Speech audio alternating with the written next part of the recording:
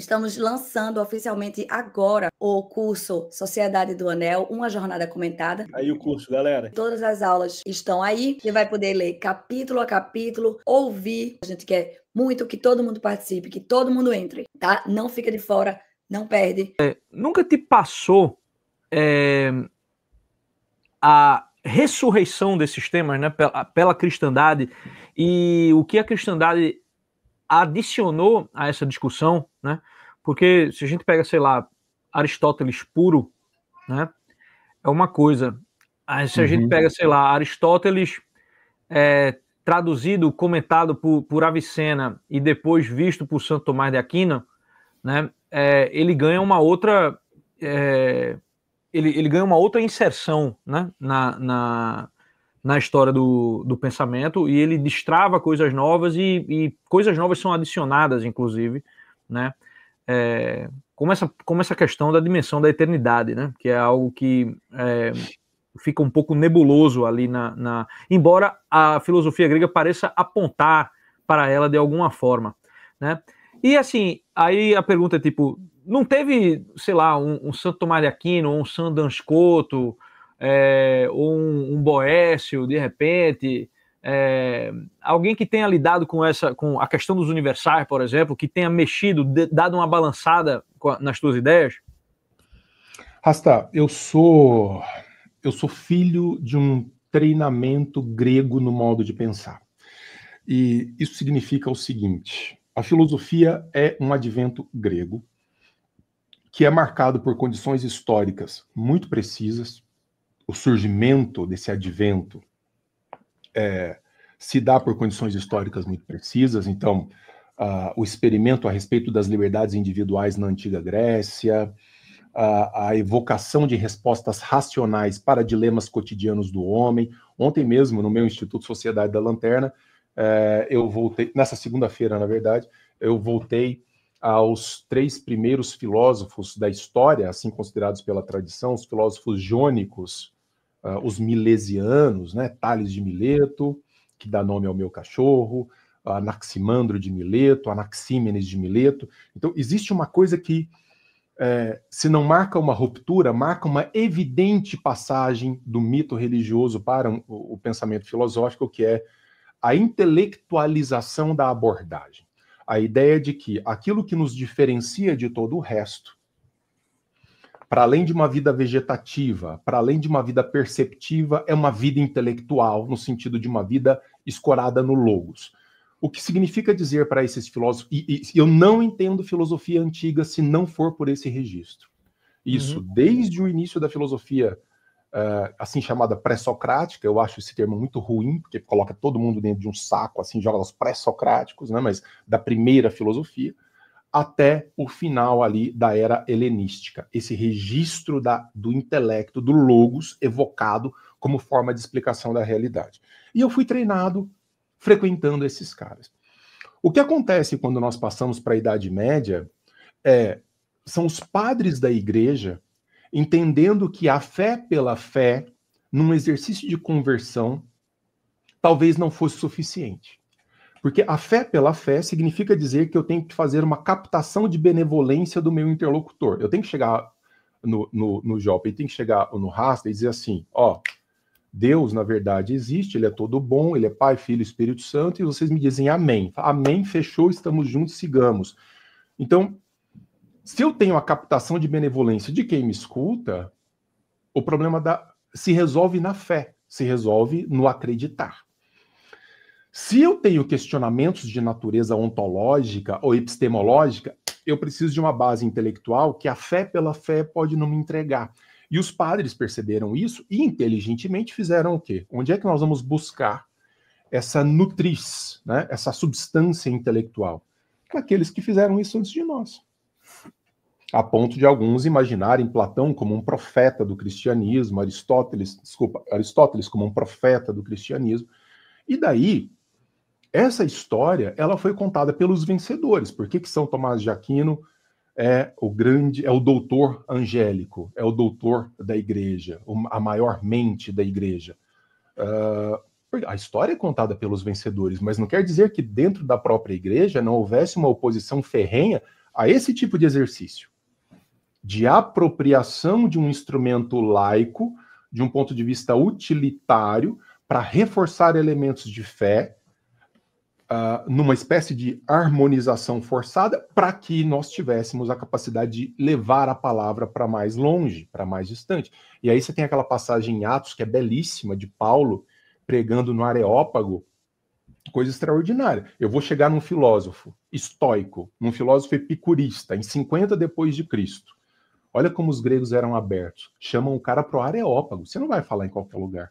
Você vai falar num prédio respeitável, num lugar que tem uma história, porque nós queremos te ouvir. E ele faz aquele discurso lindíssimo sobre o Deus desconhecido, lindíssimo, maravilhoso, que evoca elementos de filosofia. Exatamente porque, se ele chega lá e diz assim, olha, eu tenho aqui, esse Deus desconhecido de vocês gregos, eu tenho um nome para ele.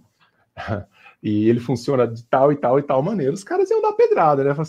Ficou louco. Não, qual que é o fundamento filosófico? No caso de Paulo já é uma mente helênica, né? E eu acho que dá para dizer assim, né? Com a boa chance de não estar errado, né? As conversas que a gente teve com o Clístenes aqui, por exemplo, também, é que assim, o cristianismo ele não consegue pegar bem aonde não tem alguma iniciativa grega. Ele não vinga bem aonde não tem alguma iniciativa grega. Tipo, a escola, né? Sei lá, tipo... E eu agradeço a isso, viu, Rasta? Porque se não fosse isso, irmão, mesmo eu não sendo um homem de fé, eu aprecio muito a têmpera de uma certa sintonia de fundo dentro do cristianismo que impediu, em larga medida, certos excessos causados pela irracionalidade, pela brutalidade do pensamento escorado só em elementos de fé. Então, a presença do logos grego dentro da igreja fez, no meu modesto ponto de vista, muito bem a igreja. Mesmo que eu não seja um defensor a priori da razão. Para a igreja, para a igreja esse logos se fez carne e foi uma pessoa, né? Uma pessoa real. Não, aqui o logos eu estou falando mesmo no sentido de teoria filosófica, né? Desse conteúdo filosófico, assim. Sim, eu sim. Acho que fez mas muito bem. O logos grego, ele, de certa forma, ele é a estrutura formal por trás de tudo, né? Ele, sim, se a gente for pensar como a forma está para a matéria, né? Tipo, o logos está para tudo que é, né? Tudo que é verdadeiro, como a estrutura que o possibilita, né? Agora, o que eu estava dizendo é que dentro da própria igreja, por exemplo, você pega ali as reflexões de Guilherme de Ockham, que era também um homem de peso dentro da estrutura clerical, que ele nem cita São Tomás de Aquino diretamente, até numa forma respeitosa, mas a mensagem estava muito clara, que era assim, Aquino, provar racionalmente a existência de Deus? Não precisamos disso, né? Nós estamos daí avançando o que eu chamaria hoje, no século XXI, de uma espécie de fetiche da racionalização da fé, que é completamente desnecessário, mesmo porque, e aí estou repetindo Ockham, quer dizer, você não prova a existência de Deus com as 5 vias, você apresenta argumentos mas as 5 vias da existência de Deus em aqui não provam a existência de Deus. E aí, quer dizer, a fé, ela tem que se bastar para quem acredita. Ainda que você flerte com os elementos de racionalidade, que vão fundamentar aspectos dessa experiência de fé, mas esse fetiche de, não, olha, a minha fé ela não é irracional, não. Quer ver que eu consigo provar racionalmente? Olha, se você consegue provar racionalmente a existência de Deus, já não é mais crença, é entendimento. Assim como ninguém precisa acreditar nas leis da física, as leis da física são compreensíveis do ponto de vista do entendimento. Então, eu não preciso desse tipo de argumentação se a minha fé tem que se bastar exatamente, como vai dizer Voltaire no Pequeno Dicionário de Filosofia, a crença, ela se sustenta no absurdo, no antilógico.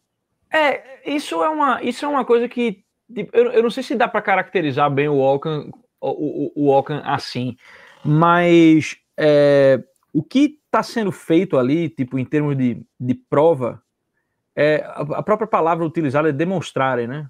É uma demonstração, né?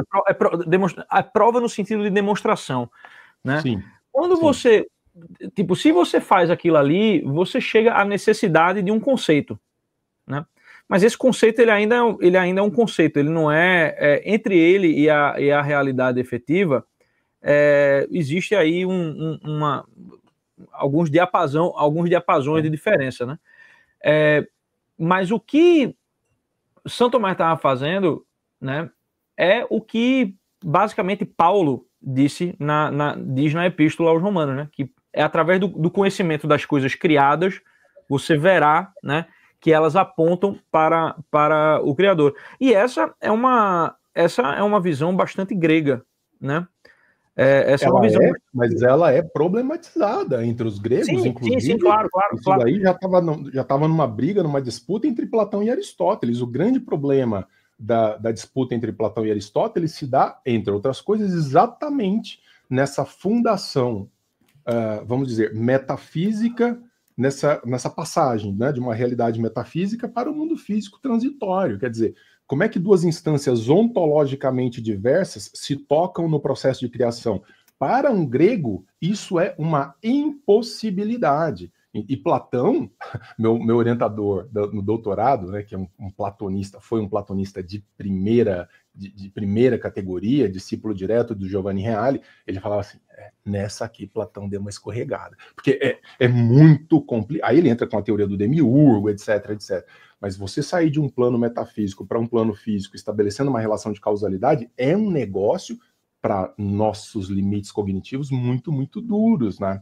Especialmente, Rasta, quando entra no elemento de criação. Aí, quando você coloca o sistema de criação, isso desaparece entre os gregos, né? É algo que só pode ser por milagre. Nesse sentido, quem tá mais próximo do negócio é Santo Agostinho, que já não é tão aristotélico, né? Mas também não é tipo neoplatonista maluco. Mas o lance é que entre, né, o conceito... Eu tô aqui, eu tava lendo aqui hoje Gustavo Corsão, né, cara? E ele tem no Lições de Abismo, ele fala uma parada muito interessante. Ele acabou de descobrir que ele tem um câncer, né? Ele foi no médico, ele descobriu que ele tem 3-4 meses para viver, o personagem do livro, né? E aí, o capítulo 3, ele abre, né, fazendo uma meditação de Ivan Illich, né? Ele fala, tipo, Ivan Illich, vendo que ia morrer, desesperava-se. No fundo da alma sabia, estava certo de que ia morrer, mas era incapaz de se habituar à ideia. Não a compreendia sequer. Não conseguia realmente assimilá-la. O exemplo de silogismo que aprendera no manual de Kiesewetter, né, todos os homens são mortais, ora Caio é homem, logo Caio é mortal, parecia-lhe exato enquanto se tratasse de Caio, mas não quando se tratasse dele, Ivan.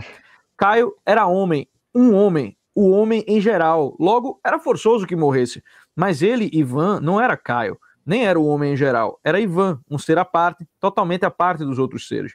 Era o pequenino Vânia para sua mamãe, para seu papai, para Mítia e para Velódia, era Vânia também para a ama seca e para o cocheiro, e mais tarde para Katenka. Em todas as alegrias, em todos os sofrimentos, em todos os entusiasmos da infância, da adolescência e da juventude, ele era sempre Vânia. E aqui ele termina, né? Eu do conforto. Aí ele fecha o livro de Tolstói, né? E ele diz, já tinha lido essa palavra, essa passagem de Tolstói. E eu, ali do confortável camarote da minha imortalidade, apreciava os lances daquela luta em glória, de desenlace certíssimo, e tanto melhor apreciava porque eu não era Sócrates nem Vânia. Então tem essa... Que coisa mais linda, velho. Que coisa mais linda. Eu acho que essa é a grande questão, né? Que ao você eliminar os universais, porque existe um lapso entre parece existir um lapso entre o universal e a coisa, que só o milagre realmente conecta, mas eu diria que a inteligência ela é impossível sem haver esse nexo. Eu acho que a inteligência puramente empirista e tal, e as pessoas que né, falam muito de inteligência artificial, na verdade me provam o contrário, né?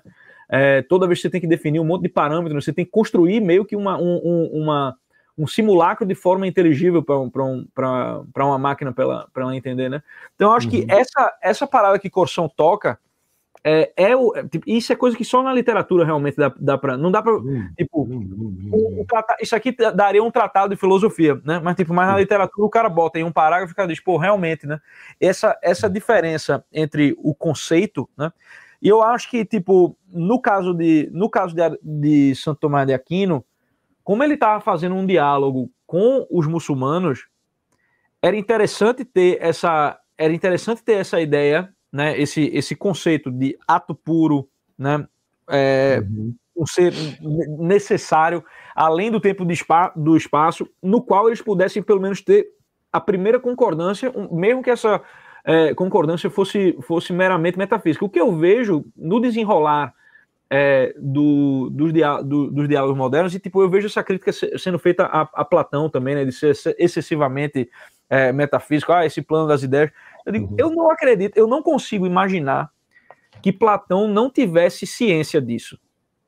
Eu não consigo imaginar ele escrever as coisas que ele escreveu sem ele ter ciência disso.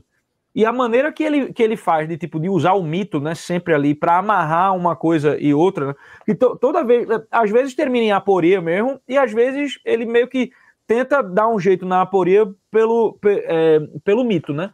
Então, o mito ele ainda tenta trazer a gente um pouco para essa zona de ecótone, né? Esse limiar entre o metafísico e o físico. Mas eu acho que sem haver essa conexão que parece miraculosa entre uma coisa e outra, a gente não consegue nem ter essa conversa aqui, né? Porque, tipo, a gente está extraindo sentido das palavras uns dos outros, a gente sabe que tem um referente por trás, né? E mais importante do que tudo, estamos escolhendo estar aqui porque nos parece melhor do que não estar aqui. Isso, para mim, é um negócio tipo, eu acho que aqui a gente pode entrar no nosso papo da liberdade, né? Porque eu vejo que muito se perdeu dessa conversa. A liberdade, ela ficou muito hoje em dia no debate político, né? Tipo, temos liberdade de expressão sobre o STF e tal, ou não, mas acho que falta um pouco o meditar de geral, assim, na nação, sobre essa coisa, essa maravilha, essa coisa meio miraculosa que é a tal liberdade, porque ela não é algo, ela obviamente não é algo dado, garantido na ordem política, mas o fato dela aparecer no homem, tipo, na forma de, sei lá, meio que uma preferência, meio que na forma mais simples de uma preferência temporal, ela já é um milagre, assim, ela é uma coisa de gerar um espanto absurdo. Eu assim, falando especificamente de mim e do meu percurso, eu tenho uma abertura metafísica evidente. Eu tenho uma abertura metafísica evidente no sentido de que quando eu leio Platão, eu me sinto confortável em meditar sobre aquelas teses, né? Quando você pega um outro diálogo que não é o Fedro, é o Fédon, quando ele vai estabelecer exatamente as hipóteses sobre um conhecimento que pode eventualmente evocar uma existência de outro tipo, que não só a existência física, portanto, com a ideia da pré-existência da alma, né? Que aí você junta com o Mênon, uma alma que conhece todas as coisas e que, portanto, está num ciclo de nascimento e morte. E eu acho isso absolutamente extraordinário, como eu acho lindíssima a angústia de Aristóteles, um filósofo com forte viés quase empirista, quando ao final da metafísica, ele diz assim, olha, não dá para fazer tudo isso daqui se eu não pensar aqui com um grande anzol todo o input, né, que vai dar esse movimento a esse cosmos que eu vim descrevendo até agora. Portanto, apontar para uma teologia. O único ponto que me incomoda em tudo isso é querer colocar na boca dos filósofos o que não está lá, sem que isso seja anunciado. O que aconteceu na Idade Média é que essa operação ficou muito clara. São Tomás de Aquino é considerado pelos estudiosos de Aristóteles. Eu fiz meu mestrado na Unicamp com um dos maiores, se não o maior estudioso de Aristóteles no Brasil, o professor Lucas Angione, tradutor do filósofo, né? Assim, lê grego como se a gente lesse gibi, e de reconhecer a grandeza de Tomás de Aquino na compreensão da obra aristotélica, lendo tradução, hein? Porque não lia grego, lendo tradução. Então, um gênio, isso daí ninguém tira dele. E nós entendemos essa operação na Idade Média, de ir lá. Agora, eu como estudioso tenho que ser muito honesto. Se o Aristóteles dos textos que nos chegaram fosse até São Tomás de Aquino e visse aquela operação sendo realizada e dizendo que Aristóteles foi uma espécie de profeta do cristianismo, Aristóteles daria uma paulada na cabeça do Tomás de Aquino.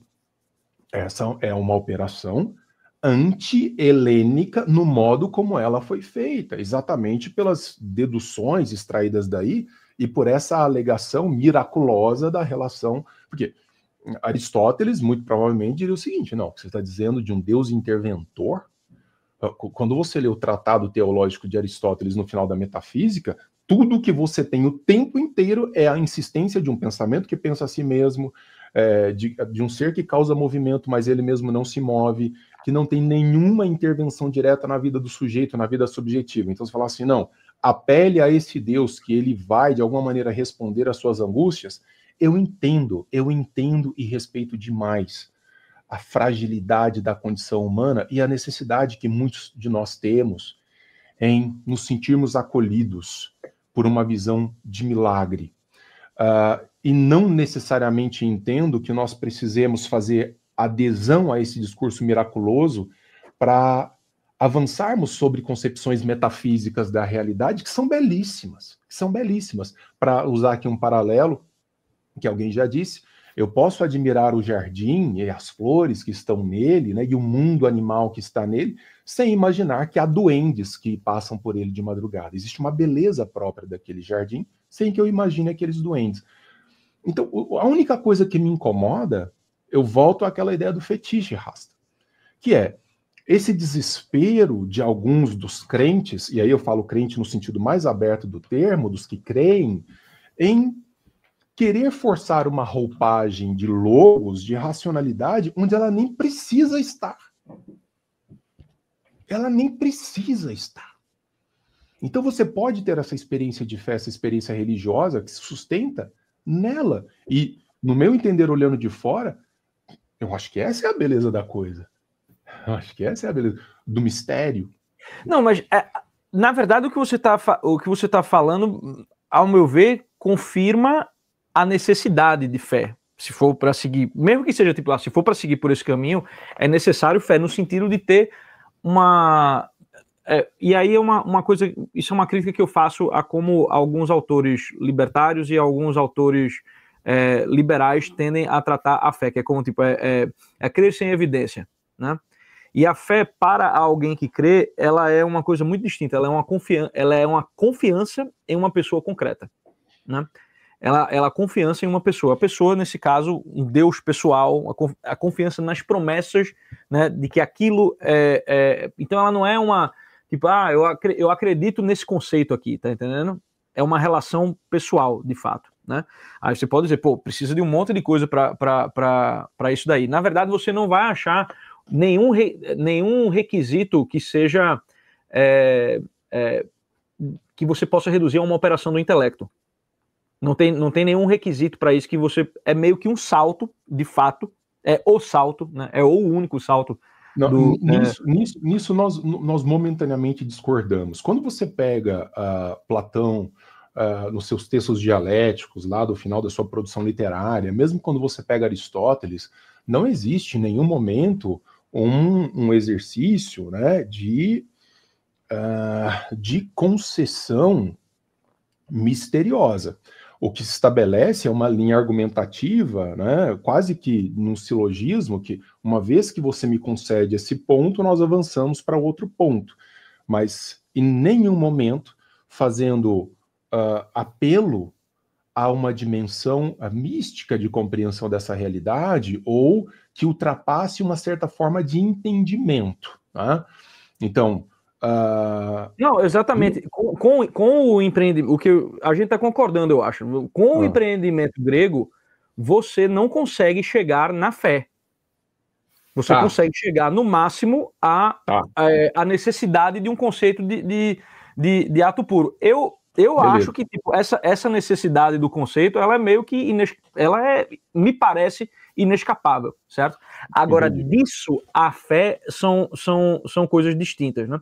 E isso a própria igreja distingue, né? Ela fala que tipo que crer, né, em Deus, né, a ideia de Deus, tipo, ela é uma operação natural do intelecto que você pode fazer simplesmente, mas existe um ponto, né, aonde ela para e começa a fé, de fato, que é realmente essa confissão. Você crê que Jesus Cristo existiu, que ele veio ao mundo, que ele era o Verbo encarnado, que ele era o próprio Deus, que esse Deus se fez, que esse Deus do qual você tipo especulava como conceito, mas você não tinha uma relação com ele e não tinha nada simplesmente na sua mera operação no intelecto que propiciasse essa relação com ele, a não ser por analogia, como é na questão dos universais, né, na questão do uso das formas e tudo mais, que é por analogia.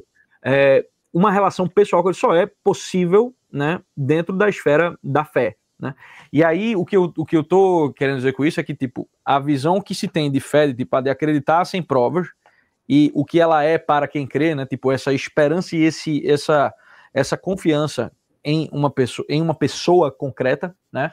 Elas são coisas distintas, né? Porque uma coisa é tipo acreditar duendes passaram por aqui, né?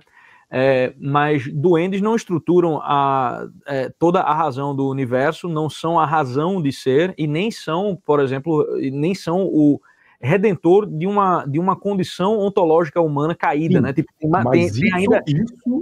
mas isso já é uma concessão que nós estamos fazendo aqui a um discurso de natureza religiosa. Por exemplo... Sim, porque ele começa na fé. Isso, exato. Você há de me conceder que, por exemplo... você pega um Santo Agostinho. O Santo Agostinho, é difícil encontrar alguém que tenha dominado a retórica latina como Santo Agostinho. E para quem crê, eu vou dizer, ter um cara jogando no ataque do seu time como Santo Agostinho é muito bom, porque o jeito que o cara escreve é absolutamente genial. Um homem que fala sobre a criação, um homem que fala sobre a criação como o transbordar do amor de Deus em criação, isso é uma beleza, quer dizer, só quem está morto por dentro não vê a beleza poética que existe esse processo de criação numa visão cristã. Agora, um grego, qualquer grego, de qualquer escola, do período pré-socrático, né, do 7º século para o 6º a.C., até o 4º século depois de Cristo, ouvindo só esse ponto, diria assim, mas esse ser aí que transborda em criação é perfeito? E o perfeito transborda nele mesmo? Que perfeição é essa que transborda e não se basta dentro dos seus limites? Porque isso é um pressuposto de entendimento humano dentro das nossas parcas capacidades, limitadas capacidades. Essa é a definição de graça, né? Inclusive, boa parte dos questionamentos que a gente vê, tipo, por exemplo, sei lá, por que o mal, né? Questão do mal, muito debatida, né? Porque, no final das contas, ela é uma pergunta de por que um ser perfeito, perfeitamente feliz, autossuficiente, né? Criador, né? Que se sustenta a si mesmo no ser, no qual não há dor, não há tipo, tá todas as perfeições ali, né? Ele é um. Inclusive, essa questão do ela já é meio que tocada ali no próprio diálogo de Parmênides, né, de Platão. Tipo, a obra de Platão aponta para essa articulação dessa unidade e a multiplicidade do ser como nos aparece, né? Mas aí a pergunta é tipo, por que é que ele faria qualquer coisa? Não existe razão para ele fazer coisa alguma, né? E aí essa é a raiz da doutrina da graça. Ele não precisava fazer absolutamente nada e ele fez por graça. E aí Agostinho fala desse amor, né? E que é belíssimo, hein, Rasta? E quem há de negar isso? Que é belíssimo. Só que aí, quer dizer, é esse papel do cara chato, né? Que vai colocar isso, olha, no processo da compreensão e não de uma concessão de natureza religiosa. Esses argumentos, eles... Por isso eu vi depois, porque eu não sabia que a gente ia falar sobre isso exatamente, mas eu imaginei, eu vi depois o título da live, né, do nosso bate-papo, assim, fé e razão são conciliáveis, Você só consegue conciliar essas duas coisas, a não ser que, né, salvo o melhor juízo e que alguém evidencie em sentido contrário, se você cria uma relação hierárquica entre elas. Se você coloca razão e fé para discutirem ponto a ponto, nível a nível, aqui se bicando no mesmo plano ontológico, isso não vai para lugar nenhum. E os padres da igreja entenderam que era preciso fazer isso daqui. Era preciso, então, eu creio, e essa é a ideia do entendimento, ela está submetida à minha crença. Então, quer dizer, se existe uma contraposição entre uma e outra, eu vou me balizar pela luz superior que é dada pela graça, que é dada por esse... Sim. Então, você tem uma compreensão básica, né? Mas depois você vai ter que dar um passo além, né? Não vai ter como... Conheça a nossa plataforma TV Lisão, onde vendemos vários cursos que não servem para porra nenhuma, mas você vai ficar mais inteligente, ok? Aqui nós temos uma educação helênica.